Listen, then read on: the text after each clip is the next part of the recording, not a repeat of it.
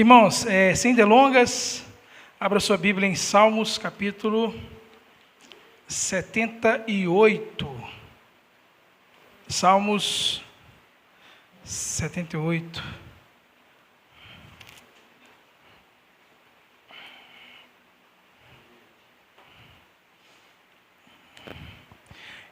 Mantenha sua Bíblia aberta. Gostaria que você, no seu lugar, curvasse sua cabeça, fechasse seus olhos. Pai, nós queremos te agradecer por esse momento em que a Tua palavra será exposta. Deus, em nome de Jesus, aonde eu não for capaz, Deus, Espírito Santo, complete essa obra, Deus, complete para que ninguém saia desse lugar sem antes compreender a Tua palavra. Deus, nós sabemos que é um meio de graça estarmos aqui nesse lugar para ouvir a Tua palavra, e nós sabemos que a Tua soberania fará com que essa palavra sirva para cada um, de forma individual. Pai, eu não sei como os nossos irmãos chegaram aqui hoje, eu não sei se todos têm algum tipo de problema, mas nesse momento, Pai, nós entregamos todos os nossos problemas em Tuas mãos, porque nesse momento nós queremos que os nossos olhos e os nossos ouvidos estejam atentos apenas à Tua palavra somente. Te agradecemos em nome de Jesus. Amém. Meus irmãos, eu não sei se vocês têm a mesma percepção que eu. Salmo 78. Mas nós estamos vivendo em uma era que é conhecida como era conectada, né? Uma era virtual, onde todo mundo tem aí a sua rede social. E já antecipando, eu não tenho nada contra a rede social. Muito pelo contrário, eu uso as redes sociais. Eu sou contra o extremismo, né? Eu anotei aqui alguns exemplos de extremismo. Eu gostaria que vocês prestassem bem atenção. Daqui a pouco nós vamos ler a base que vai servir para a mensagem de hoje. No ano de 2024, uma influencer russa chamada Inessa Polenko. Essa mulher, ela foi tirar uma foto, não sei se vocês lembram disso, passou no mundo todo. Ela foi tirar uma selfie e ela subiu numa espécie de proteção, tipo o guarda-rei que nós temos aqui, sabe, Mateus? E ela subiu e ela perdeu o equilíbrio e caiu e perdeu a sua vida. Uma moça, uma jovem mulher de 39 anos. Já no ano de 2016... Agora, uma criança chamada Iula, também russa. Os russos eles arriscam suas vidas, né? Essa menina de apenas 12 anos, ela terminou a sua escolinha, ela pegou o elevador, subiu para o 17º andar, e lá ela foi tirar uma selfie para colocar no Instagram, só que ela chegou muito na beiradinha, e da mesma forma ela tropeçou, caiu, perdeu sua vida. Já no Brasil, nesse ano de 2024, dezembro de 2024, em Balneário Camboriú, Santa Catarina, uma jovem influencer também. O nome dela era, tadinha, Carol Oliveira. Ela gravava um vídeo, ela e seu irmão, próximo ao heliponto, e da mesma forma, gravando vídeo, correndo, igual menino soltando papagaio, sabe? Correndo, fazendo aquele vídeo, e tropeçou, e caiu. Apenas 22 anos, ela perdeu sua vida. Isso são meios de extremismo das redes sociais. Tudo isso por causa de um like, um vídeo, uma foto bem feita. As pessoas estão perdendo a sua vida. Isso são dados que chegaram até nós. Fora aqueles dados que os pais ocultam, né? Eu não quero que isso entre para um censo, porque isso vai ser uma vergonha para nós, vai ser feio. Imagina, o seu filho perde a vida porque foi tirar uma foto, não é? Tudo isso para influenciar, meus irmãos. Tudo isso para, de certa forma, atrair seguidores, likes, e é uma forma de extremismo. Ou seja, existe uma corrida real, meus irmãos, esse mundo, por quem tem mais seguidores. Quanto mais seguidores você tem, quanto mais pessoas seguem você no Instagram, mais influenciador você é. Verdade? Estou falando alguma mentira aqui, irmãos? Não, né? E eu pesquisei quem é a pessoa mais seguida do mundo. Não precisa vocês pesquisarem, não, que eu pesquisei para vocês. O nome desse rapaz é Cristiano Ronaldo. Alguém já ouviu falar? Pois é. Cristiano Ronaldo, ele é a pessoa mais seguida do mundo. Ele tem hoje, você pode entrar no Instagram dele, você vai ver que ele tem 640 milhões de seguidores. Eu confesso para os irmãos que na hora que eu vi esse número, eu não assustei. Porque o meu senso quantitativo é estragado, sabe? Da mesma forma o senso geográfico. Eu falo para minha esposa, amor, minha mãe mora por aqui, para que rumo ali? Ela fala, não, amor, não é para lá não, é para lá. Minha esposa tem esse senso geográfico mais apurado que o meu, eu não tenho. Para mim, Vespasiano é ali, ó. Tá certo? Ah, lá, é lá, tá vendo? Só provando para os irmãos. E da mesma forma, o senso quantitativo. Aí eu citei uma base aqui para servir de parâmetro para você, em cima desses 640 milhões de seguidores que Cristiano Ronaldo tem. Brasil, a nossa nação hoje, ela tem uma população de 212 milhões de pessoas. Já para dar uma base, né? Estados Unidos, temos 341 milhões de habitantes. Se juntar Brasil todo, inclusive os índios, inclusive aquele pessoal lá do sul de Minas, aquele pessoal, juntar todo mundo, Brasil e Estados Unidos, não chega na quantidade de seguidores que esse homem tem. A igreja tem apenas 500 seguidores.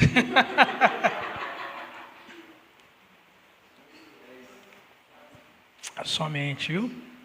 Segue a gente lá. Ô, Jesus. Deixa o like. E eu gostaria que vocês fizessem essa pergunta para vocês mesmos. Quantos seguidores vocês têm? Quantos? Quantas pessoas te seguem? E é claro que eu não estou falando agora de Instagram. Eu estou falando de vida real. Porque essa era conectada, eles se conectam em um mundo virtual. E o virtual é algo que não é real. E agora eu quero falar sobre realidade. Quantas pessoas que seguem você pelo Cristo que você serve? Afinal de contas, nós somos discípulos do Senhor. Nós decidimos seguir ao Senhor. Automaticamente, um discípulo, ele precisa fazer discípulos. Quantas pessoas te seguem? Quantas pessoas? Gostaria que você abrisse sua Bíblia em Salmo 78. Nós vamos ler apenas, por enquanto, versículos 1 e 2, por favor. E fique de pé para a leitura da palavra, amém? Até bom que o sono vai embora, tá, meus irmãos? Todo mundo cansado, glória a Deus. A minha Bíblia está escrito assim, meus irmãos: povo meu, escute a minha instrução, incline os ouvidos às palavras da minha boca. Em parábolas abrirei a minha boca e proferirei enigmas do passado. Podem se sentar, meus irmãos.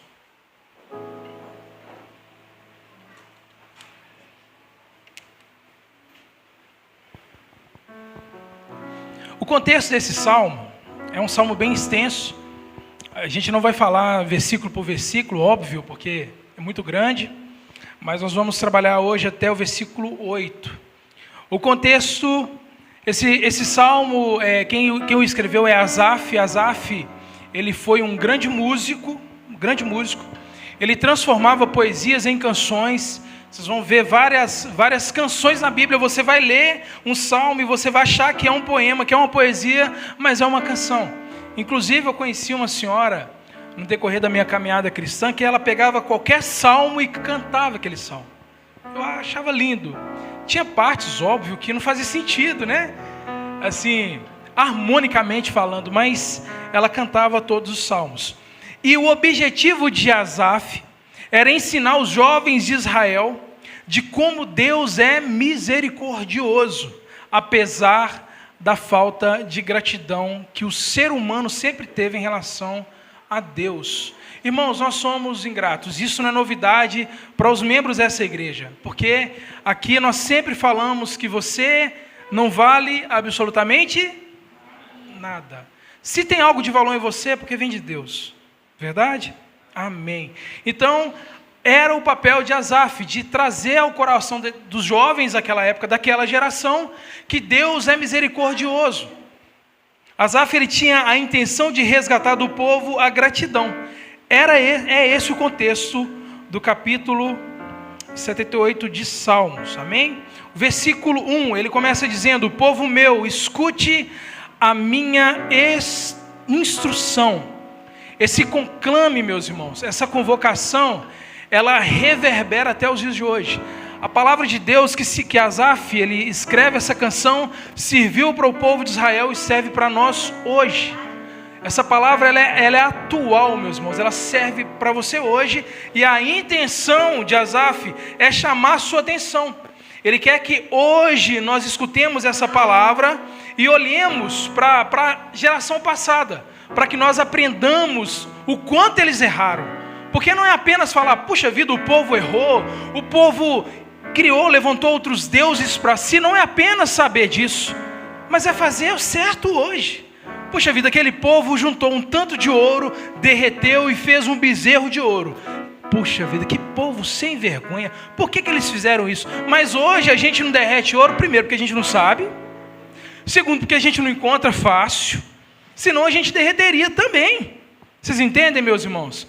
Mas graças a Deus, por Deus e por Cristo, que hoje nós temos o Espírito Santo em nós, e Ele sempre sinaliza ao nosso espírito que nós estamos errados.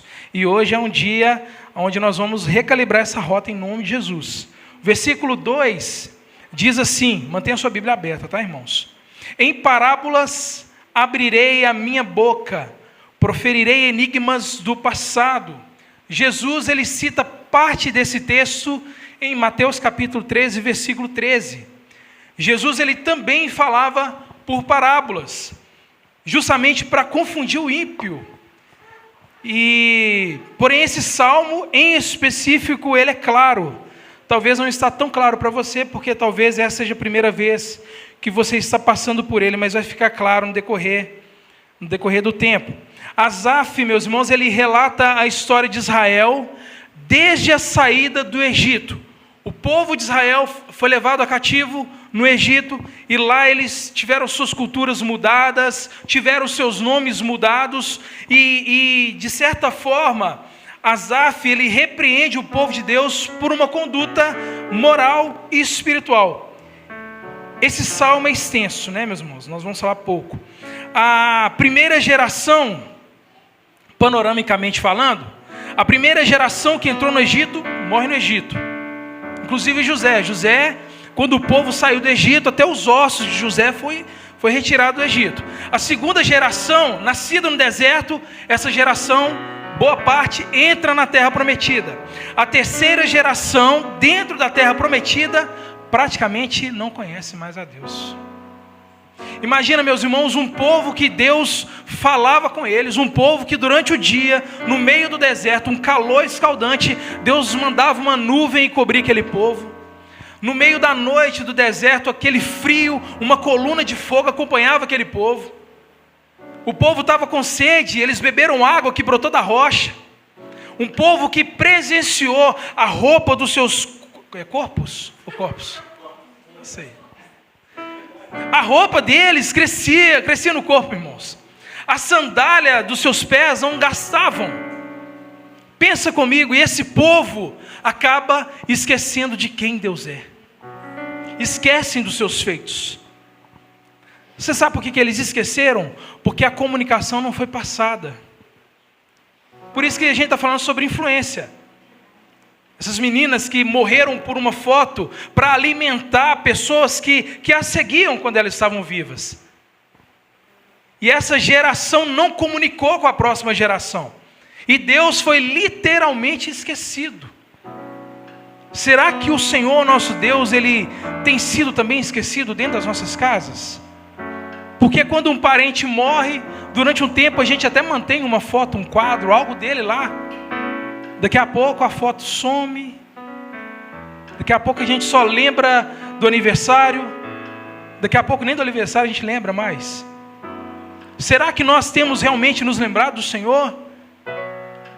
Será que nós temos lembrado do Senhor só nas horas das aflições? Só na hora que o bicho está pegando? Só na hora que o cabelo está caindo? Sabe, irmãos? É por essa razão que o salmista, ele escreve esse capítulo para trazer a memória e de certa forma influenciar a próxima geração. Por isso que a palavra chegou para nós hoje. Alguém escreveu. Alguém teve o cuidado de, olha, eu vou registrar isso aqui, porque certamente servirá para outros lá na frente. Amém? Do versículo 9 ao versículo 53, Asaf, ele narra o povo sendo conduzido por Moisés. Gente, eu estou falando tudo errado. Rumo à terra prometida. E ele cita que no decorrer do texto a rebeldia do povo, a incredulidade. Isso não é novidade para nós. O povo que entrou na terra prometida não é diferente nem um pouco dos que morreram no deserto. Porque aqueles que desobedeceram tiveram seus corpos espalhados pelo deserto. Quando nós lemos o livro de Juízes, os livros de Juízes, nós percebemos o povo servindo e abandonando o Senhor o tempo todo. Deus vai lá, através da sua misericórdia, envia alguém para resgatar o povo, volta, começa a servir, e daqui a pouco esse povo começa a desobedecer, começa a servir outros deuses, o tempo todo. Esse dia Jaime está falando comigo, pastor, estou com raiva desse povo, porque está lendo a Bíblia, graças a Deus. Sabe, irmãos? E nós temos aqui, em mãos, um registro de um povo que, infelizmente, para servir ao Senhor, precisava passar por sofrimento, por guerras. Não muito diferente de nós estamos aprendendo dia após dia. Nós entendemos que nós não precisamos sofrer para servir ao Senhor, não é? Deus é bom, meus irmãos. E no final desse salmo, você vai testemunhar Deus sendo Deus. Mais uma vez, Deus agindo em misericórdia, levantando Davi, falando assim, cuida desse povo. E o Salmos capítulo 78, nós vamos ler o versículo 3 a 5. Transmitir a fé é responsabilidade de cada geração. Versículo 3. Coisas que ouvimos e aprendemos, e que os nossos pais nos contaram. Não as esconderemos dos nossos filhos. Eu vou ler novamente, irmãos, o início do versículo 4. Não as esconderemos dos nossos filhos. Contaremos à próxima geração os louváveis feitos do Senhor, o seu poder e as maravilhas que fez. Ele estabeleceu um testemunho para Jacó em Israel. Aliás, ele estabeleceu um testemunho para Jacó, e em Israel estabeleceu a lei. Ordenou aos antepassados que os ensinassem aos seus filhos. Para fixar, eu gostaria de ler novamente o versículo 4, eu gostaria que vocês prestassem atenção. Não as esconderemos dos nossos filhos. Contaremos à próxima geração. Transmitir a fé é responsabilidade de cada geração. É nosso papel, meus irmãos, cumprir esse ofício. É nosso dever comunicar com a próxima geração os feitos do Senhor. É nossa função influenciar as pessoas que virão depois de nós. Dentro desses 3 versículos, temos 3 pontos a serem percebidos. Primeiro, a responsabilidade da nossa geração. Segundo, a responsabilidade da nova geração. E terceiro, a responsabilidade da geração passada. Mas quem é essa geração? Somos todos nós aqui, exceto o João que está aqui, exceto o Henrique, exceto a menininha ali. Nós somos essa geração. Eles são a próxima geração, a nova geração. Todos nós temos uma responsabilidade com a próxima geração. Existem 2 frases do livro O Pequeno Príncipe. Quem já leu esse livro aqui? Levanta a mão, por favor. Amém. Então vai ser fácil para você compreender. Olha que incrível essa primeira frase. Tu te tornas eternamente responsável por aquilo que cativas. A segunda frase. Foi o tempo que dedicastes à tua rosa que a fez tão importante. O sentido aqui, meus irmãos, é que se nós cativamos uma pessoa, se nós cuidamos de alguém, e esse alguém pode ser seu filho, esse alguém pode ser seu esposo, esse alguém pode ser seu pastor, você tem um compromisso eterno com essa pessoa. Você tem um compromisso de instruir essa pessoa nos caminhos do Senhor? Porque às vezes nós achamos e acreditamos que essa responsabilidade é apenas com os filhos, e não é. Jesus ele não disse: ide por todo mundo e pregar o evangelho apenas aos seus filhos, é a toda criatura, a não ser que o seu filho não seja uma criatura, né? Todos nós temos um dever com os mais novos, devemos ter uma boa conduta com aqueles que nos observam. Irmãos, as crianças têm uma forma de olhar que às vezes a gente não consegue compreender. Eu vou compartilhar com os irmãos. Já teve uma criança que me procurou uma vez, abraçou minha perna chorando e falou assim: ô pastor, conversa com meu pai e minha mãe que eles estão brigando demais.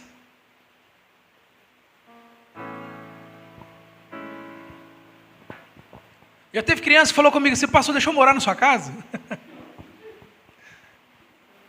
Vocês entendem, meus irmãos? Eles nos observam. Os nossos filhos nos conhecem. Os nossos filhos, eles são influenciados por vocês o tempo todo. E o problema é que eles vão imitar mais a má conduta do que a boa conduta.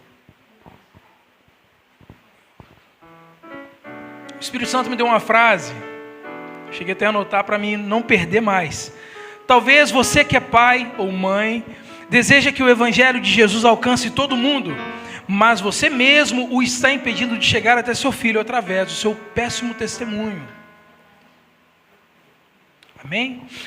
Ainda dentro da responsabilidade da nossa geração, eu quero me dirigir aos pais aqui. Quem que é pai? Levanta a mão, por favor.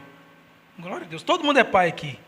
Todo mundo é pai. Até o Júnior é pai, viu, irmãos? Ele é pai. Tem pai que não tem a conduta desse menino aí. Ele é pai. Existe uma grande responsabilidade em nossas costas, viu, pais? Temos a responsabilidade de não esconder dos nossos filhos os feitos do Senhor. Nós não podemos negligenciar, nós não podemos encobrir. Eu não falo de impedimento. Talvez você está assim: eu não impeço meu filho de ir à igreja. Não é disso que eu estou falando. Não estou falando de impedir o seu filho de ir à igreja. Porque antes do cuidado pastoral vem o cuidado dos pais. Antes da responsabilidade do pastor, meus irmãos, vem a responsabilidade maternal e paternal. A palavra de Deus vai falar que os pastores prestarão contas das ovelhas. Os pais prestarão conta dos filhos.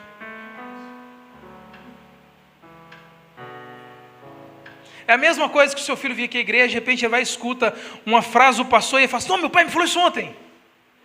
Não, eu vi minha mãe falando isso ontem. Meu pai estava vendo uma pregação e eu ouvi isso aí. Vocês entendem, meus irmãos? É minha responsabilidade falar do amor de Deus para os meus filhos. Eu não posso confiar a vida dos meus filhos a um pastor. Não que isso não seja necessário, porque a palavra de Deus diz que é necessário. Mas nós não podemos confiar, você não pode confiar a sua vida toda num pastor, não pode. Você não pode confiar a sua vida ministerial, a sua vida com Cristo, apenas numa quarta e no domingo. Você vai morrer de fome. Aí a gente não vai entender que rumo está tomando a nossa vida, a gente está tão fraco, a gente não ora, a gente não busca. O momento de nós sermos igreja não termina quando o culto termina. Sabe, meus irmãos? Graças a Deus. Isso é tão importante que Deus ordenou Moisés que cobrasse isso do povo. Deuteronômio capítulo 6, nós vamos ler do versículo 6 a 7. Olha que incrível isso, meus irmãos.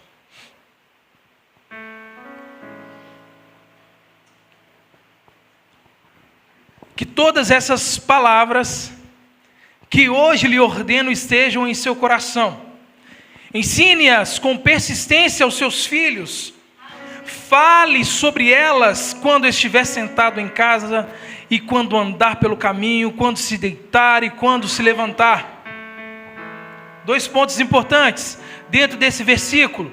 Primeiro ponto importante, que todas essas palavras que hoje lhe ordeno estejam no seu coração, primeiro em nós. Primeiro em nós. O nosso coração tem que primeiramente estar transbordando da palavra de Deus, transbordando da bondade de Deus, do favor de Deus. Nós não podemos dar aquilo que nós não temos. Primeiro nós. E isso quem falou foi o Senhor Deus, o soberano de toda a criação. Que essas palavras, Moisés, que hoje lhe ordeno, estejam em seu coração. A palavra precisa primeiro estar em nós. Segundo ponto importante: ensine-as com persistência aos seus filhos. A palavra hebraica para essa persistência é shaná. S-H-A-N-A, acento I-N, que é o mesmo que repetir com intensidade. Não é só falar, meu filho, Jesus te ama, tá, meu filho? Filho, você está falando palavrão lá na escola não, né? Filho, vocês precisam agir com persistência, com intensidade. Você está formando um cristão. É a próxima geração, meus irmãos. Não podemos falhar. Pastor Elvis, ele fala que se ele ganhar o mundo e perder os filhos, ele perdeu a guerra. Não podemos abandonar os nossos filhos. Não podemos. Se você sendo pai, ou você sendo mãe, e não tem feito isso, tenha uma urgência em fazer. Porque do contrário, meus irmãos, é negligência. E negligência é pecado. Tiago capítulo 4, versículo 17, vai falar que aquele que pode fazer o bem e não faz, comete pecado. Se não temos anunciado as boas novas às próximas gerações, estamos servindo de obstáculos. Como eu disse, não dependa exclusivamente da igreja para o anúncio do evangelho dentro da sua casa. Você é boca lá dentro da sua casa, meu irmão, minha irmã. Não seja um consumidor apenas de culto, não. Irmãos, eu sendo pastor, se eu não tiver uma vida de oração, se eu não buscar o Senhor, se eu não me relacionar com a palavra de Deus, meus irmãos, eu sou presa fácil. Uma presa gordinha fácil. Uma presa que não consegue nem correr direito. É fácil, não é, gente? Não se alimente apenas das quartas e domingos. Não faça isso, irmãos, em nome do Senhor Jesus. Ainda dentro da responsabilidade da nossa geração, agora eu quero me dirigir aos avós. Tem avó aqui? Avô? Léo? Léo é avô. Seu Raimundo? Tem mais avós aqui? Não, ele é avó. A dona Toninha? A irmã já é? Avó? Amém. Então quero me dirigir a vocês, tá? Quem não é avó ou avô, vai ser em nome de Jesus, tá? Talvez hoje a gente não tenha tanto avós aqui, né? De quarta-feira os avós ficam em casa fazendo uma janta para os netos, né? A minha avó falava que ser mãe é bom, ser avó é bom demais. A minha avó falava isso e eu tô doido para ser avô, sabe? Tô louco que o meu primogênito case rápido e me dê uns 10 netos. Oh, Jesus, amor. Vou encher essa igreja. A igreja não vai ficar vazia nunca mais. Oh, meu Deus. Vou repreender o irmão Raimundo, vamos? Ai, ai. Glória a Deus. Enquanto eu preparava essa palavra, eu procurei alguma coisa sobre avós. Eu achei um fragmento do livro de David Merck. Presta bem atenção aos avós aí, o que David Merck diz. O relacionamento entre avós e netos é simbiótico. Não me pergunte o que é isso. Nossos netos nos dão vida e nós os damos a experiência. Eles nos dão entusiasmo, nós o emprestamos a sabedoria dos anos.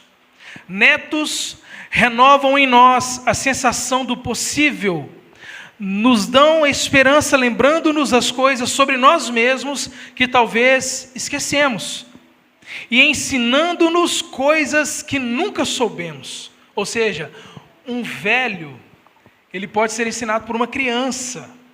Provérbios capítulo 17, versículo 16, vai dizer que os netos são uma coroa para os idosos, e os pais são orgulho dos seus filhos. Coroa, meus irmãos, simboliza legado, coroa simboliza glória, simboliza dignidade, resplendor, alegria. Os netos são a possibilidade de nós, mesmo depois de nós voltarmos para casa, e quando eu digo voltarmos para casa, é morrermos, a gente ainda continuar falando nessa terra. Porque a minha avó morreu, tem mais de 12 anos atrás, e parece que ela partiu ontem, e eu falo coisas dela nas rodas de amigos, sabe, meus irmãos? É uma possibilidade da gente falar mesmo depois de mortos. Não estou falando de espiritismo, tá, irmãos? Glória a Deus. A influência que tivemos sobre os nossos filhos e netos ecoarão por séculos. Paulo, ele fala de uma avó chamada Lloyd. Grandes estudiosos dizem que Lloyd era uma mãe com açúcar. Olha que coisa linda. Além dessa doçura que Lloyd tinha, ela tinha uma fé que não era fingida, sabe? E essa fé ela transmitia para sua filha Eunice. E essa dona Lloyd, ela tinha um neto que chamava Timóteo. Aleluia. Olha que coisa linda. E note que Timóteo era uma coroa para Lloyd. Pensa que coisa mais linda. Porque nós sabemos que Paulo, na sua primeira viagem a Listra, Paulo, ele entra dentro da casa de Lloyd e lá faz um culto. E todo mundo daquela casa se converte ao Senhor. Inclusive Timóteo. Aí Paulo fica um tempo sem voltar a Listra. Quando Paulo retorna a Listra, Timóteo já está grande. E Paulo lembra Timóteo e fala assim: olha, eu lembro de você lá na casa da sua avó e você não tinha uma fé fingida. Olha que coisa linda. Que orgulho para os avós. Não é? Incrível, meus irmãos, incrível. Agora vocês entendem a influência? O que você recebeu dos seus pais, o amor que você recebeu dos seus pais em relação à palavra de Deus, você foi influenciado pelos seus pais, agora você precisa influenciar os seus filhos, e lá na frente os seus filhos influenciarão o mundo. É necessário, meus irmãos. Não vamos romantizar com, mas será? Não, é nosso papel. O papel que é para vocês fazerem, ninguém pode fazer por você. Eu não sei se você fica preocupado igual eu fico. Meus irmãos, eu acho que eu sofro de futuro. Não tem condição. Porque eu fico assim, será que Deus vai falar assim, mas e fulano, e fulano, e fulano, e fulano, que você não falou de Jesus, você não falou de mim para eles? E aquela cidade que você não foi evangelizar?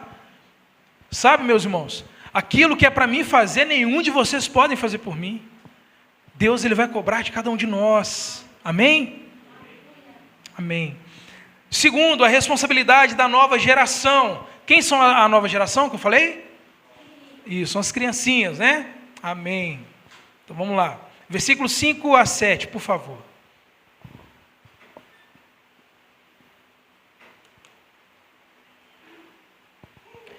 Ele estabeleceu um testemunho para Jacó, e em Israel estabeleceu a lei. Ordenou aos nossos antepassados que os ensinassem aos seus filhos, para que a geração seguinte, e também os filhos que haviam de nascer, e eles, por sua vez, contassem aos seus próprios filhos. Está vendo? A responsabilidade que nos será cobrada, serão cobrada também da nova geração, que eles pregarão. Porque hoje em dia, a coisa mais rara que se tem numa igreja séria é alguém querer pastorear uma igreja. Fala em ser pastor, principalmente os dessa igreja, fala assim, misericórdia. Tem homem desse tamanho que prefere estar no ministério de dança do que pastorear uma igreja.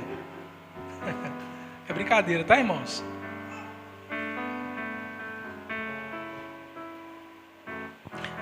Versículo 7, assim eles poriam a confiança em Deus, não se esqueceriam dos seus feitos e obedeceriam os seus mandamentos.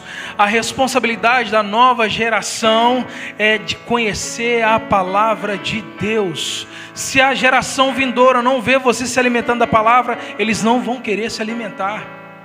Os nossos filhos precisam levantar pela manhã e nos ver assentado à mesa com um copinho de café, uma garrafa de café e lendo a palavra de Deus. Os nossos filhos precisam olhar para nós e nos encontrar orando, dando bom testemunho. Os nossos filhos precisam olhar para a gente no momento de uma confusão no lar e ver quem está mais cheio do Espírito Santo cedendo. Irmãos, se nós não vigiarmos, nós vamos estragar a próxima geração. Os nossos filhos, eles não vão querer nada com Deus. Conheço vários que os pais obrigavam a ir à igreja e hoje estão mortos. Quem conhece alguém assim, gente? Eu e o Ju, nós temos um amigo em comum. Quantas vezes eu subi nesse morro, eu conversava com ele, vamos para a igreja. Enquanto ele estava novo e os pais tinham domínio sobre ele estava lá na igreja com a camisa abotoada até aqui, ó, tinha uma gastura. Primeira oportunidade que ele teve, ele vazou da igreja. Vazou da igreja, meus irmãos. E eu não estou colocando a culpa nos pais, não, porque eu não sei como que foi a criação. Mas nós precisamos cumprir o que a palavra de Deus nos pede hoje. Em nome de Jesus.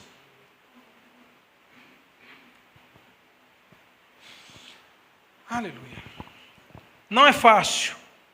O problema é que existe uma dificuldade crônica em relação à nova geração e o reino de Deus. Quando eu era jovem, bem jovem, meus irmãos, eu tinha uma preguiça eterna dentro de mim. Irmãos do céu, eu lia Gênesis, abra sua Bíblia lá em Gênesis 1, por favor. Vou ler com vocês aqui. Gênesis 1. Eu começava aqui, ó, no princípio, Deus criou os céus. Ali eu já estava dormindo. Antes de chegar na terra, verdade. Antes de chegar na terra, eu já estava dormindo. Era uma preguiça, meus irmãos, uma preguiça que só o Senhor. E hoje, infelizmente, é crônico no meio dos jovens. Porque o jovem, não sei se vocês têm a mesma percepção que eu, mas adolescente, meus irmãos, sou povinho preguiçoso, né? Meus irmãos, meus meninos, eu batalhei com eles. Graças a Deus eles não entraram na contagem, não. A nova geração atual moderna tem a mesma dificuldade que a segunda geração. A segunda geração são aqueles que morreram no deserto. A mesma dificuldade de amar a Deus de todo o coração, com toda a força e com todo o entendimento. A responsabilidade que compete à nova geração é da nova geração. Irmãos, para os jovens aqui, olha, nós morreremos, nós partiremos. E o problema vai ficar com você se Jesus não voltar até lá. Amém, meus irmãos? Procurem ficar firmes. Assim como houve uma responsabilidade sobre as nossas vidas, haverá sobre a vida de cada um de vocês. Amém? O que a nova geração será daqui a alguns anos será um resultado do que vocês fizerem hoje. Irmãos, eu lembro quando eu não era casado ainda, a gente era envolvido com música na igreja, e o primo da minha esposa falava comigo assim: Robinho, não casa não, porque se você casar vai acabar, porque a ideia deles é casou, virou adulto e não envolve mais com os jovens. Eles tinham esse medo, mas esse conselho eu dou para cada um de vocês, principalmente sobre casamento. Porque em relação a trabalho, perdeu o trabalho, está ruim, você troca. Agora casamento não. Gente, tem pessoas que acham que, está ruim, então vou separar. Gente, não é simples assim não. Deus, ele odeia o divórcio. Por isso que os jovens que ainda não casaram, cuidado, gente. Em nome de Jesus. Um conselho, case com quem é cristão, de verdade, tá? E que ame a Jesus e que ame ser igreja também. Eu conheço testemunhos de pessoas que casaram com quem não era crente, labutou 20 anos com a pessoa, agora a pessoa, graças a Deus, converteu, mas já está velha, já não... Né, irmãos? Deus pode fazer um milagre? Lógico que pode. Mas imagina comigo, iniciar o casamento já com um jugo desigual. Você quer Cristo, mas a pessoa não quer Cristo. Dificuldade, né, irmãos? A palavra para a geração nova está no versículo 7 do capítulo 7. Eu gostaria de ler com vocês. Assim eles poriam a confiança em Deus, não se esqueceriam dos seus feitos e obedeceriam aos seus mandamentos. Primeiro, coloquem a sua confiança em Deus. Segundo, não se esqueçam dos feitos do Senhor. Terceiro, obedeçam a tudo que Deus mandar.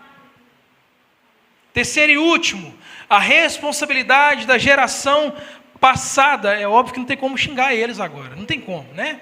Mas tem como a gente tirar grandes proveitos. Vamos ler o versículo 8 e último versículo. Versículo de base, tá, irmãos? Olha o que Asaf diz aqui.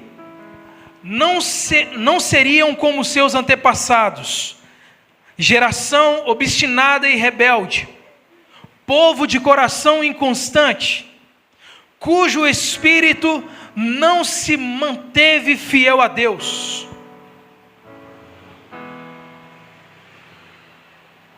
A geração que nos antecedeu cometeram, meus irmãos, grandes e grandes erros, e cometeram também grandes acertos. Eu lembro da minha avó, na verdade a minha bisavó, ela era da Assembleia de Deus, e ela orava pela família toda, só que ela era a esquisita da família, porque a nossa família era toda atrapalhada. Eu lembro de uma senhora, também cristã, o nome dela era, ela deve ter morrido já, Dona Marcolina. Eu lembro que eu jogava bola na rua da casa dela, na hora que ela saía no portão, eu dava 2 chutinhos e mandava a bola nela para ela chutar também. Mas ela era bem de idade, sabe?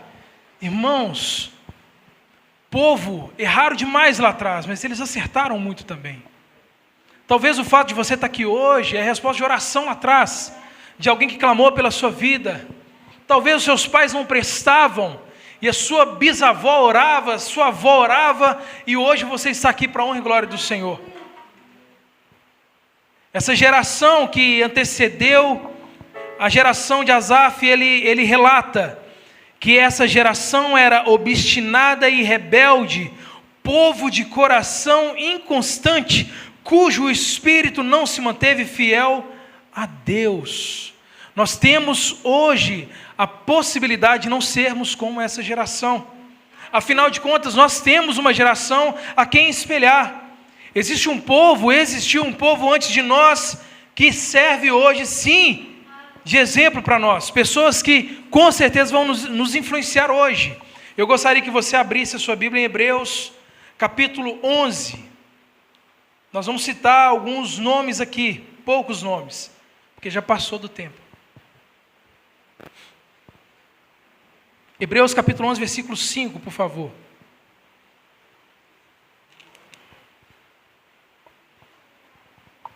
Pela fé, Enoque foi levado de modo que não experimentou a morte, e já não foi encontrado, pois Deus o havia levado. Pois antes de ser levado, recebeu o testemunho de que tinha agradado a Deus. Enoque, ele andou com o Senhor, diz a palavra, 365 anos. Deus não suportou e tomou para si. Serve de inspiração ou não serve, meus irmãos? Serve de influência para você ou não serve? No versículo 17 do capítulo 11 de Hebreus, diz que pela fé Abraão, quando Deus o pôs à prova, ofereceu Isaque como sacrifício. Aquele que havia recebido as promessas estava a ponto de sacrificar o seu único filho. Hebreus capítulo 11, versículos 37 a 38. Apedrejados, cerrados ao meio, postos à prova, mortos à espada, andaram errantes, vestidos de pele de ovelhas e de cabras, necessitados, afligidos e maltratados. O mundo não era digno deles. O mundo não era digno deles. Vagaram pelos desertos e montes, pelas cavernas e grutas da terra.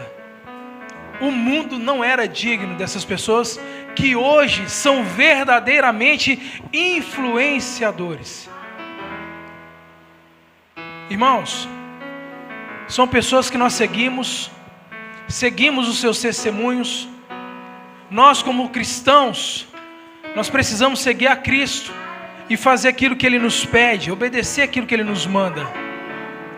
Se você fizer isso na sua vida, meu querido, existe algo te aguardando no final dessa vida. Porque nós vivemos como se nós nunca fôssemos morrer. Nós andamos nessa terra como se Jesus nunca fosse voltar. E Cristo, Ele está à porta. Eu não sei se vocês perceberam, mas nós envelhecemos dia após dia.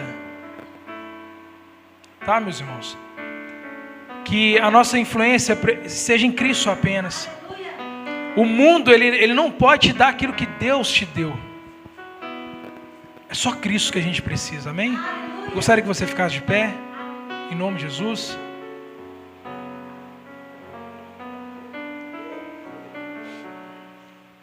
Que Deus tenha misericórdia da nossa vida e que nós possamos dar continuidade à nossa vida cristã. Entenda que todos nós temos uma responsabilidade no reino de Deus, com a igreja, com os nossos filhos, com a nossa família, com o nosso trabalho, com você mesmo. Cumpra o seu propósito nessa terra. Ninguém vai cumprir aquilo que é para você cumprir. Continue perseverante, meus irmãos. Falta tão pouco. Falta tão pouco. Permaneçam firmes e fiéis ao Senhor. Amém? Glória a Deus. Feche seus olhos. Curva sua cabeça.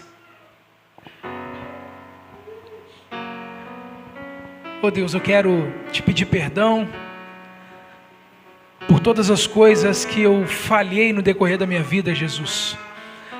Pai, em nome de Jesus, que essa palavra venha realmente nos direcionar para a sua vontade, Jesus. Deus, obrigado porque a tua palavra nos colocou no nosso devido lugar e trouxe, ó Pai, no nosso coração a nossa responsabilidade como geração, ó Pai. E nós temos essa função de anunciar, ó Pai, a tua salvação à próxima geração. Nós temos a responsabilidade de testemunhar do Senhor à próxima geração, meu Deus.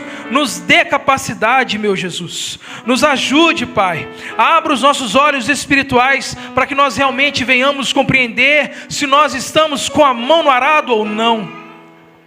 Jesus, dê capacidade a cada homem, a cada mulher, a cada criança, a cada jovem aqui nesse lugar. Ó Pai, que o teu chamado para as nossas vidas seja claro para nós. Nos ajude, Jesus, a continuar com a nossa mão segurando a cruz. Nos ajude a permanecermos até o fim, até que o Senhor venha.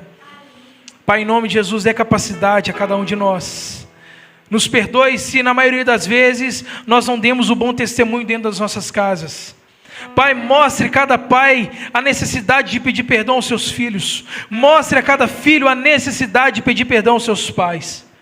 Em nome de Jesus. Sabemos que o Senhor tem um propósito sobre cada pessoa que veio aqui nessa noite. E nós já oramos e te agradecemos pela visitante que o Senhor trouxe aqui. Pai, que a tua graça venha estar sobre a vida dela. Nós não a conhecemos, mas o Senhor a conhece melhor do que nós. Sabemos, Deus, que não foi a dona Toninha que a trouxe aqui, mas foi o Senhor. E sabemos que grandes coisas o Senhor fará na vida dela, caso ela abra o seu coração para Ti. Deus, em nome de Jesus, permita que tenhamos um resto de semana em Tua presença. Leve-nos, Deus, para as nossas casas com segurança, Deus. Guarde a nossa alma. Pai, que a Tua palavra seja lamparina para os nossos pés, porque nós não queremos tropeçar. Deus, guarde a nossa vida, Pai, em nome do Teu Filho amado Jesus. Nós Te agradecemos, você que crê, estenda as suas mãos. Que a paz do nosso Senhor e Salvador Jesus Cristo, que as doces consolações do nosso amigo Espírito Santo e que o amor de Deus seja sobre a vida daquele que crê. Você crê, diz amém? Irmãos, aplauda o Senhor. Até o próximo culto. Jesus abençoe a sua vida.